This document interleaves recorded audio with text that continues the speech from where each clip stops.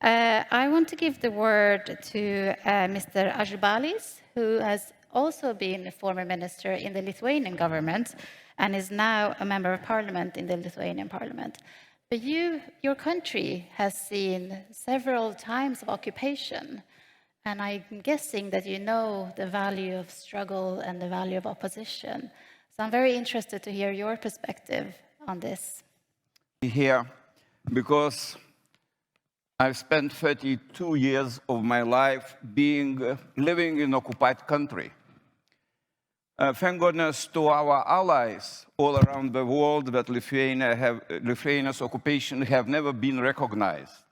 And thanks to our emigration, who mostly lived and living in the United States and in some European countries, who didn't let the Western world forget about Baltic states.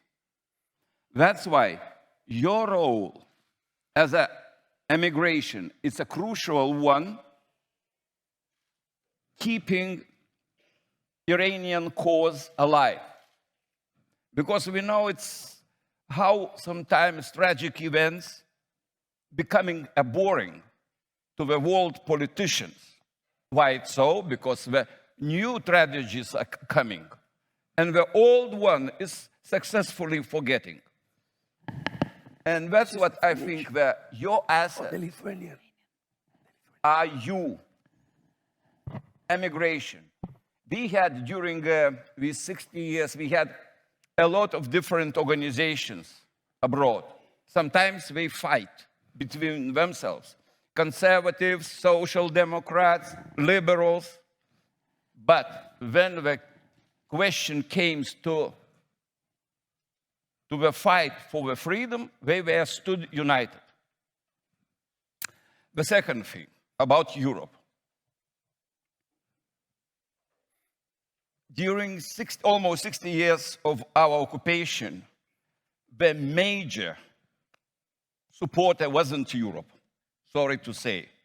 Europe at that time, I would say, had a very good trade and very good benefits with the trade with the Soviet Union, Americans.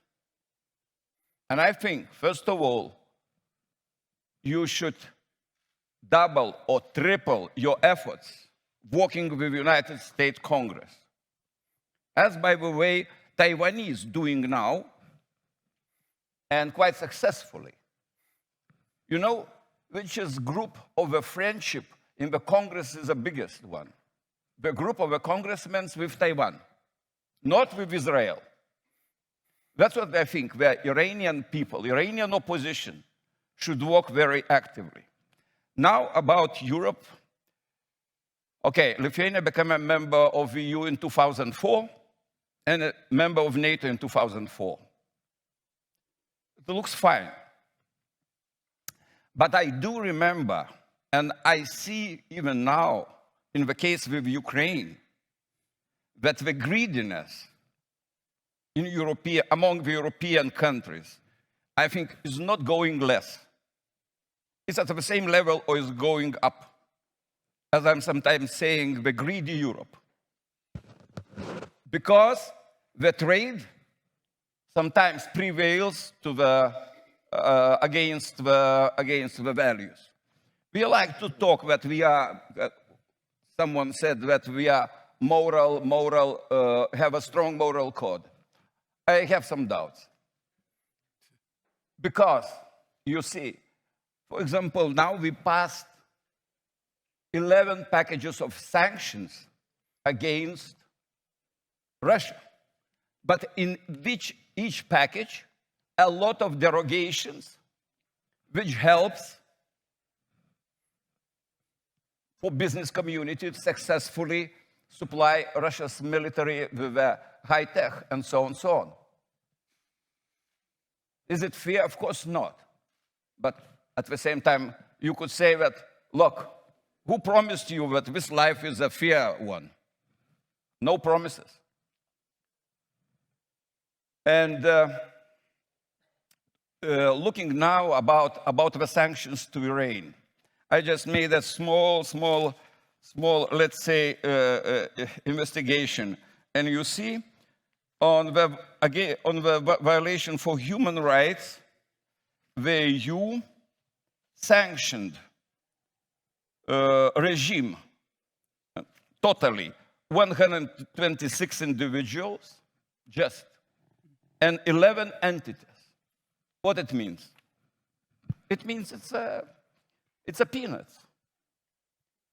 Now Lithuania pushing in the EU Council, pushing that the sanctions on Iran, on the UAV exports and the producing UAVs, which are playing crucial role now in the Russia's war against Ukraine, yes, that it will be sanctioned.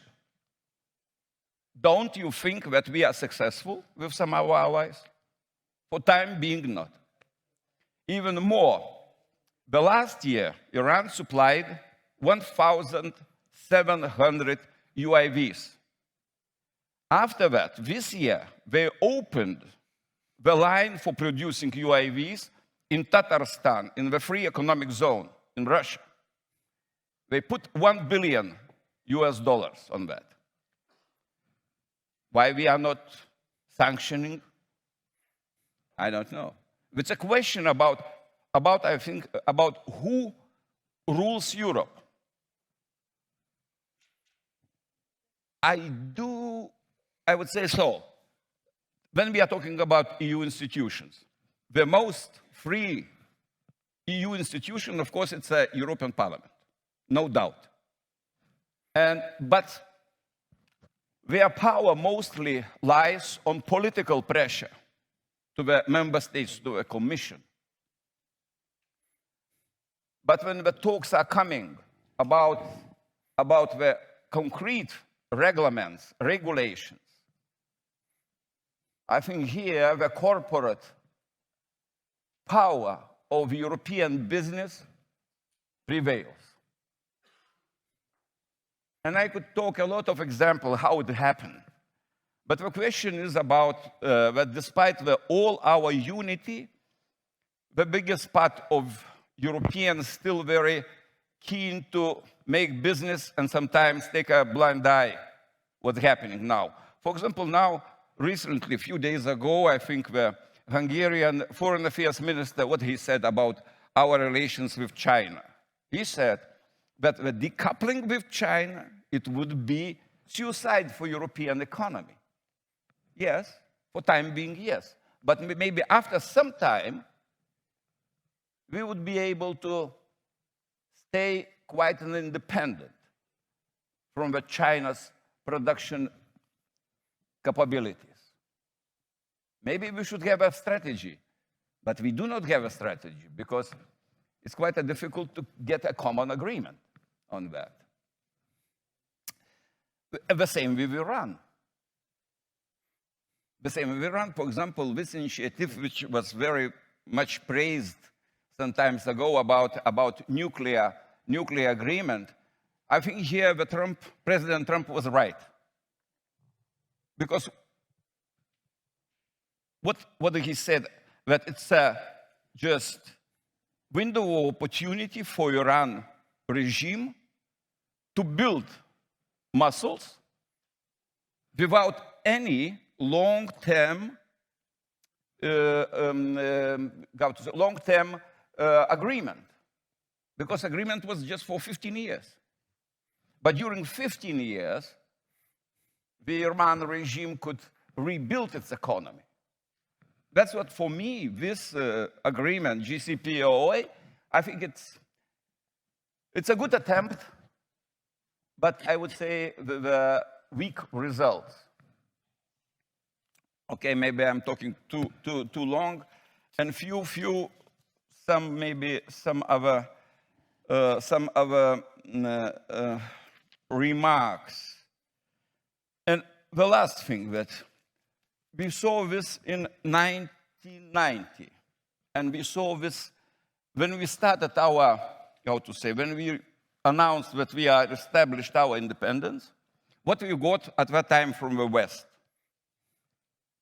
Stop it. Don't play with the fire, because you could make an obstacles to Gorbachev? Our answer was very clear. Forget the Gorbachev. We are going and we are declaring our independence.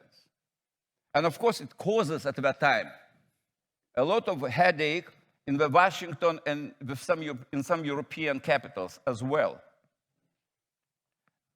But when we started, let's say, to win politically against Gorbachev, together with Yeltsin, we saw that the biggest powers started to listen to us. What's the lesson? What's the conclusion from that? First of all, you should reach reach some certain point in your fight against regime